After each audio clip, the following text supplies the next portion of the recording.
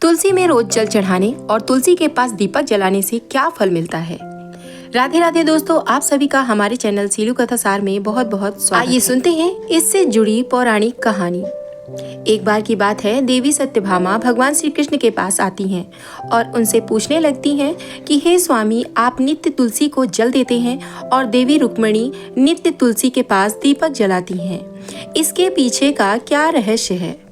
कृपया आप मुझे तुलसी को जल देने और तुलसी के पास दीपक जलाने का महत्व सुनाइए। भगवान श्री कृष्ण कहते हैं, हे देवी सत्यभामा, तुमने अत्यंत महत्वपूर्ण प्रश्न पूछा है। देवी तुलसी लक्ष्मी का ही अवतार है। देवी तुलसी भगवान विष्णु को अत्यंत प्रिय है, इसलिए यह मुझे भी सबसे अधिक प्रिय है। मासों में कार्तिक और वनस्पतियों में मुझे तुलसी प्रिय है। जो भी मनुष्य तुलसी को जल देता है, उस पर मेरी कृपा सदैव बनी रहती है। जो भी मुझे तुलसी पत्र डालकर भोग चढ़ाता है, मैं उसे प्रेम से स्वीकार करता हूँ। तुलसी पत्र के बिना मैं किसी भी प्रकार का भोग स्वीकार नहीं करता हूँ। हे देवी, अब मैं तुम्हें तुलसी को जल देने और तुलसी के पास दीपक जलाने का महत्व सुनाता हूँ। इसलिए तुम इस कथा को ध्यान से सुनो। जो भी स्त्री इस कथा को ध्यान से पूरा सुनती है, वह सदा सुहागन रहती है। उसके घर में सुख समृद्धि आती है और दरिद्रता का नाश होता है।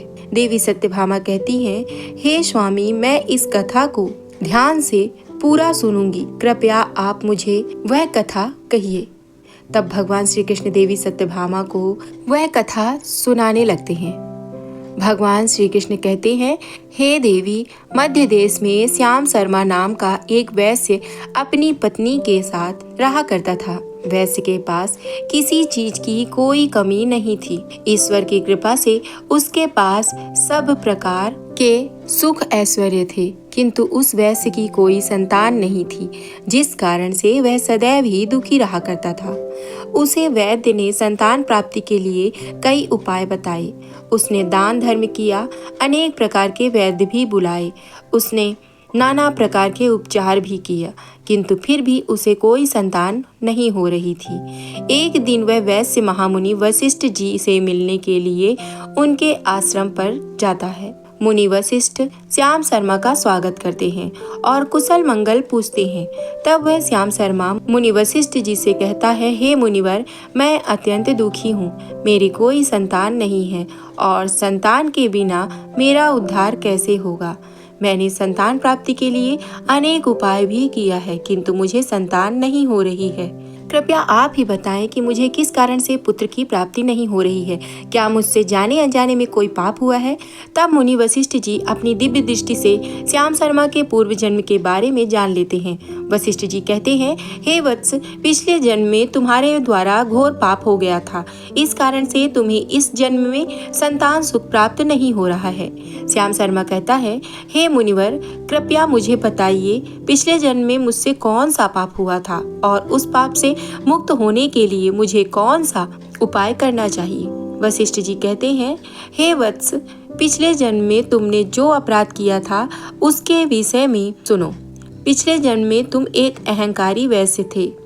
तुम्हारा जन्म धनवान कुटुंब में हुआ था। तुमने पिछले जन्म में एक गाय को अत्यंत दुख दिया था।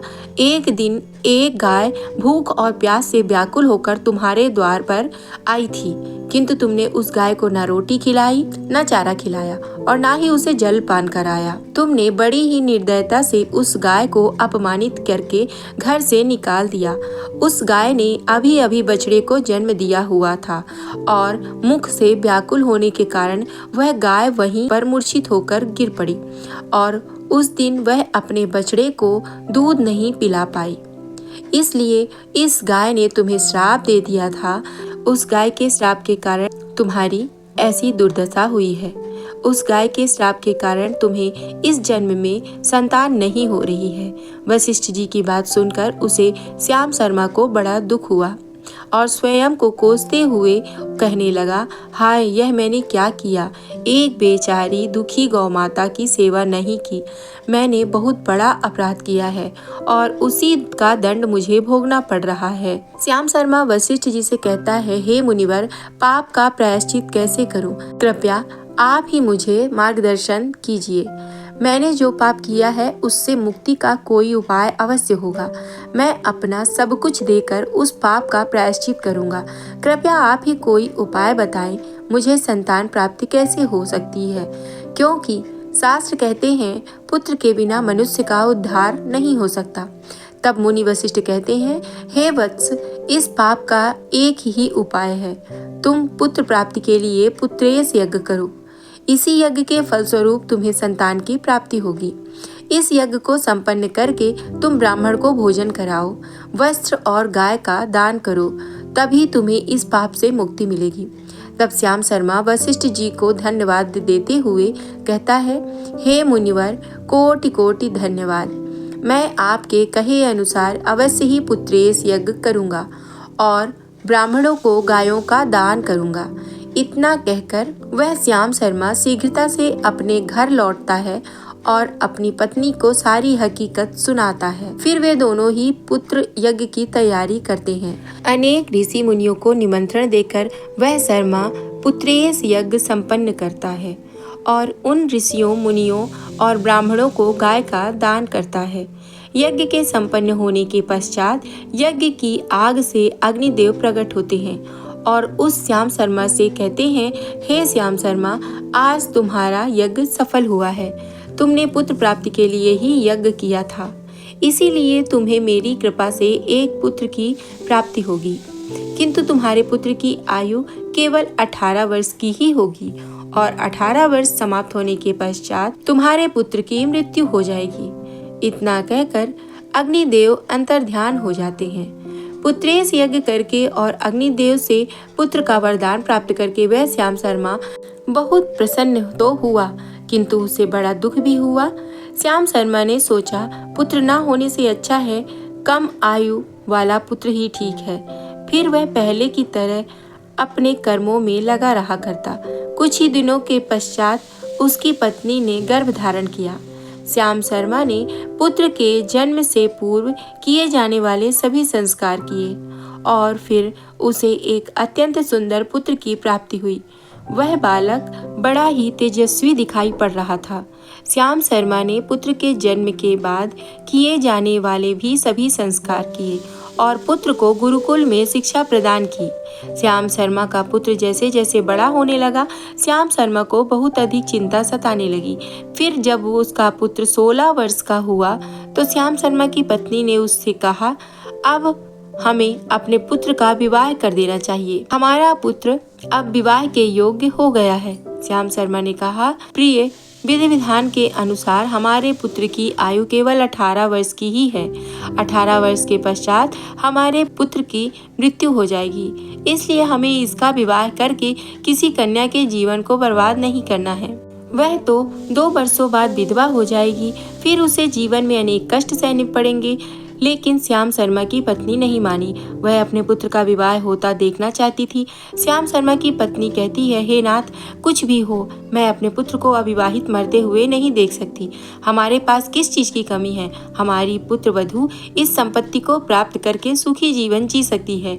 इसलिए अब आप संकोच ना करें और हमारे पुत्र के लिए सुंदर कन्या की खोज करें। अपनी पत्नी के मन के आगे श्याम शर्मा की एक ना चली और फिर वह पुत्र के विवाह के लिए मान गया। फिर उसने पास ही के नगर में रहने वाले एक अत्यंत गरीब वैश्य की पुत्री के साथ अपने पुत्र का विवाह संपन्न किया। श्याम शर्मा की बहू का नाम सुभद्रा था। वह अत्यंत गुणवान, चरित्रवान और पतिव्रता नारी थी। वह अपने पति के मृत्यु की बात को नहीं जानती थी। सुभद्रा नित्य अपने सास ससुर और अपने पति की सेवा करने लगी। वह सभी के साथ बड़े प्रेम से रहती और कभी किसी की आज्ञा का उल्लंघन नहीं करती थी। उसने अपने मधुर वाणी और कार्यकुशलता से सभी के मन को जीत लिया। इस प्रकार से 2 साल बीत गए और फिर वह समय निकट आ गया जब श्याम शर्मा के पुत्र की मृत्यु होने वाली थी। श्याम शर्मा को बड़ा भय लगने लगा। फिर एक दिन उसने अपनी बहू को बुलाया और उसे क्षमा मांगते हुए कहने लगा, हे बहू, तुम मुझे क्षमा कर देना, मैंने तुम्हारे साथ बड़ा अन्याय किया। बहू ने कहा, हे ससुर जी, आप ऐसा क्यों कह रहे हैं? आप मुझसे क्षमा मांगकर लज्जित ना कीजिए। मैं आपसे छोटी हूँ, आपकी पुत्री के समान हूँ। कृपया आप संकोच ना करते हुए आपके मन में जो भी बात है वह कहिए, मैं आपकी आज्ञा का पालन अवश्य करूंगी। फिर श्याम शर्मा कहने लगा, हे पुत्री, तुम कल्याणी हो, तुम एक महान पतिव्रता हो, किंतु मेरे पुत्र के साथ तुम्हारा विवाह होने से पूर्व मैंने तुमसे एक बात छुपाई है। हमें पुत्र की प्राप्ति पुत्रेश यज्ञ करने के बाद हुई थी और अग्निदेव ने हमें यह कहते हुए पुत्र प्राप्ति का आशीर्वाद दिया था कि हमारे पुत्र की आयु केवल 18 वर्ष की ही होगी। 18 वर्ष के बाद हमारे पुत्र की मृत्यु हो जाएगी। अपने सास ससुर के साथ सुनकर सुभद्रा ने कहा, हे ससुर जी, बस इतनी सी बात, आप चिंता न कीजिए। मैं आपको वचन देती हूँ कि आपकी पुत्र वधू मैं कभी विधवा नहीं होंगी। आपके पुत्र के प्राणों की रक्षा मैं करूंगी। आप बस मुझे एक दीपक लाकर और जल का घड़ा और एक गाय लाकर दे दीजिए। मेरे पति के प्राणों की रक्षा इन्हीं से होगी। सुभद्रा की बात सुनकर श्याम शर्मा को बड़ा आनंद हुआ और वह कहने लगा, हे बहू, जैसी तुम्हारी इच्छा, मैं तुम्हें वह सब चीज लाकर देता हूँ। इतना कहकर श्याम शर्मा ने अपनी बहू को वह तीनों चीजें लाकर दे दी। फिर जब वह दिन निकट आ गया जिस दिन सुभद्रा के पति की मृत्यु होने वाली थी, उस दिन सुभद्रा ने सुबह उठते ही तुलसी को जल चढ़ाया और उसे प्रणाम करते हुए तुलसी के पौधे पर एक चुनरी बांधी और तुलसी माता से प्रार्थना की कि हे तुलसी माँ, मैं आपको चुनरी चढ़ा रही हूँ, कृपया अब तुम ही मेरे सुहाग की रक्षा करना। फिर सुबह के समय यमराज का एक दूत श्याम शर्मा के पुत्र के प्राण लेने के लिए उसके घर पर आ गया। जैसे ही वह घर में प्रवेश करने लगा, तब तुलसी के पौधे ने उसे रोक दिया और कहा, हे यमदूत, इस घर में निवास करने वाली स्त्री ने मुझे चुनरी चढ़ाई है और इसलिए अब इसके सुहाग की रक्षा मैं कर रही हूँ। तुम इसके घर में प्रवेश नहीं कर सकते। इतना कहकर तुलसी ने यमराज के उस दूत को घर में जाने से रोक दिया। वह दूत भयभीत होकर सुभद्रा के पति के प्राण लिए बगैर ही यमपुरी लौट गया। यमपुरी में जाकर उसने यमराज से कहा, हे धर्मराज, मैं धरती लोक पर एक पुरुष के प्राण लेने के लिए गया था, किंतु तुलसी के पौधे ने मेरा रास्ता रोका। उस तुलसी के पौधे के कारण घर में प्रवेश नहीं कर पा रहा हूँ। इस बात पर यमराज को बड़ा क्रोध आ गया। फिर उन्होंने अन्य दो दूतों को बुलाया और कहा, तुम अब शाम के समय सुभद्रा के घर जाओ। जब तुलसी का पौधा सो रहा होगा, तुम उसके पति के प्राण लेकर यमलोक जाओ। फिर शाम के समय यमराज के दो दूत सुभद्रा के घर की ओर निकल पड़े। सुभद्रा ने शाम होते ही तुलसी के पास एक दीपक जला दिया और उससे प्रार्थना की, हे दीपक, अब तुम ही मेरे पति के प्राणों की रक्षा करो। यम के दूत मेरे पति के प्राणों की रक्षा के लिए आ रहे हैं। फिर शाम हुई, तुलसी का पौधा सो गया और यमराज के दो दूत सुभद्रा के घर के सामने आकर खड़े हो गए और सोचने लगे कि अब तो इस मनुष्य के प्राण लेकर ही हम यमपुरी लौटेंगे। जैसे ही यम के दूत सुभद्रा के घर में प्रवेश करने लगे, तुलसी के पास लगाए हुए दीपक ने उनका रास्ता रोक दिया और कहा, हे दूतों, तुम इस सुभद्रा के पति के प्राण नहीं ले जा सकते। उस स्त्री ने मुझे प्रज्वलित करके उसके पति के प्राणों की रक्षा करने की प्रार्थना की है, इसीलिए अब मैं उसके पति के प्राणों की रक्षा कर रही हूँ। इसीलिए तुम आज उसके पति के प्राण नहीं ले जा सकते।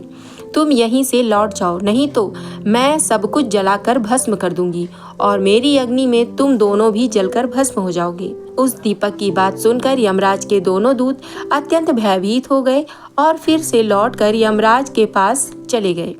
वहां पर जाकर उन्होंने यमराज को सारा वृतांत सुनाते हुए कहा, हे यमराज, आपकी आज्ञा का पालन करते हुए हम दोनों शाम के समय उस पुरुष के प्राण लेने के लिए गए थे, किंतु तुलसी के पास लगाए हुए दीपक ने हमारा रास्ता रोक दिया, इसीलिए हम खाली हाथ ही लौटकर आ गए। यह सुनकर यमराज को बड़ा क्रोध आ गया।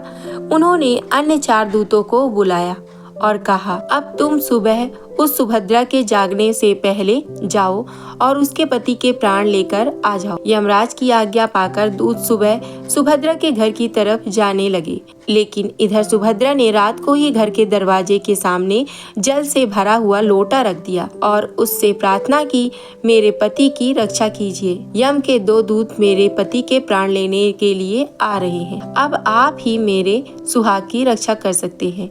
इतना कहकर वह सुभद्रा सोने के लिए चली गई। इधर यम के दूत सुबह सुभद्रा के जगने से पहले ही उसके घर पर पहुंच गए। जैसे ही वह घर के अंदर प्रवेश करने लगे, तब उस लोटे के अंदर भरे हुए जल ने कहा, तुम रुक जाओ, अब तुम इस घर में प्रवेश नहीं कर सकते। यह घर अब मेरी सुरक्षा में है। मैं सुभद्रा के पति के प्राण तुम्हें लेकर जाने नहीं दूंगी। अगर तुमने इस घर में प्रवेश किया तो मैं नर्क की अग्नि को बुझा दूंगा, जिसमें सारा नर्क लोक डूब जाएगा। यह सुनकर यमराज के बेचारे दूत घबरा गए और एक दूसरे की तरफ देखकर उस स्थान से भाग गए। वे सभी यम के दूत यमराज के पास लौट गए और उनसे कहने लगे, हे धर्मराज, आपकी आज्ञा का पालन करने के लिए हम चारों सुबह सुभद्रा के जागने से पहले ही उसके पति के प्राण लेने के लिए पहुंच गए थे, किंतु सुभद्रा के घर के बाहर रखे हुए जल के लोटे ने हमारा मार्ग रोक लिया और इसी कारण से हम उसके घर में प्रवेश नहीं कर सके। अब यमराज को बहुत ही अधिक क्रोध आया।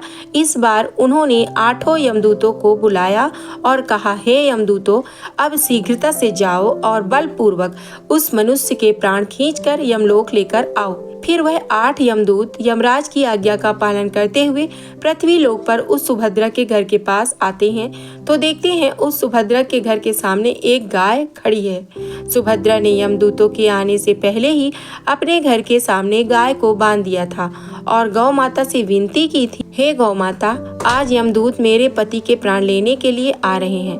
अब आप ही मेरे सुहाग की रक्षा कर सकती हैं। हे गौ माता, मैं आपकी शरण में आई हूँ, कृपया मुझे विधवा होने से बचा लीजिए। उस गाय ने कहा, हे पुत्री, तुम चिंता मत करो, तुम्हारे पति के प्राणों की रक्षा मैं स्वयं करूंगी। मेरे होते हुए यम के दूत तुम्हारे घर में प्रवेश नहीं कर पाएंगे, इसलिए तुम चिंता से मुक्त होकर घर में अपने पति की सेवा करो। फिर जैसे ही वे यमदूत घर के अंदर प्रवेश करने के लिए आगे बढ़ते हैं, तब वह गाय उन्हें रोक देती है और कहती है, इस घर में तुम लोग प्रवेश नहीं कर सकते। इस घर की रक्षा मैं कर रही हूँ। मेरे रहते कोई भी इस घर के अंदर प्रवेश नहीं कर सकता। यदि तुमने घर के अंदर प्रवेश करने का प्रयत्न किया तो मैं तुम सभी को श्राप दे दूंगी। अगर तुम्हें इस घर में प्रवेश करना है तो तुम्हें पहले मेरे प्राण लेने पड़ेंगे और तुम सभी को गौ हत्या का पाप लगेगा, जिसका कोई प्रायश्चित नहीं है। वहाँ पर उपस्थित सभी यमदूत गाय के द्वारा श्राप देने की बात सुनकर भयभीत हो गए। वे जानते थे कि गाय के द्वारा दिए गए श्राप से कोई मुक्त नहीं हो सकता और गौ हत्या तो संसार का सबसे जघन्य अपराध और महापाप है, जिसका कोई प्रायश्चित भी नहीं है। इसीलिए वे सभी वहां से लौटकर यमराज के पास चले गए। यमपुरी जाकर उन यमदूतों ने यमराज को सारा वृतांत सुनाते हुए कहा, हे महाराज, हे धर्मराज, उस सुभद्रा के पति के प्राणों की रक्षा एक गाय कर रही है। उस गाय ने हमें श्राप देने की बात कही, इसीलिए हम सभी भयभीत होकर वापस लौट आए। हम में गाय का सामना करने की शक्ति नहीं है। उन यमदूतों की बात सुनकर यमराज आग बबूला हो गया और स्वयं भैंस पर सवार होकर पृथ्वी लोक की ओर निकल पड़े। यमराज अपने भैंस पर सवार होकर उस सुभद्रा के घर के पास चले आते हैं। यमराज को अपने घर के सामने खड़ा हुआ देखकर सुभद्रा भयभीत हो जाती है और जल्दी से आकर यमराज के चरण स्पर्श करके उन्हें नमस्कार करती है और उनकी स्तुति करने लगती है। हे यमराज, आप तो तीनों लोकों के प्राणियों पर कृपा करने वाले महान देवता हैं। इस संसार के समस्त प्राणियों के पाप और पुण्य का लेखा जोखा आप अपने पास रखते हैं। हे न्याय के देवता धर्मराज, मैं सत्य धर्म का पालन करने वाली पतिव्रता स्त्री हूँ। मैं आपको बारंबार नमस्कार करती हूँ, कृपया मुझे आशीर्वाद दीजिए। सुभद्रा के द्वारा की गई स्तुति से यमराज अत्यंत प्रसन्न होते हैं और उसे अनजाने में ही सदा सुहागन रहो ऐसा कहकर आशीर्वाद दे देते हैं।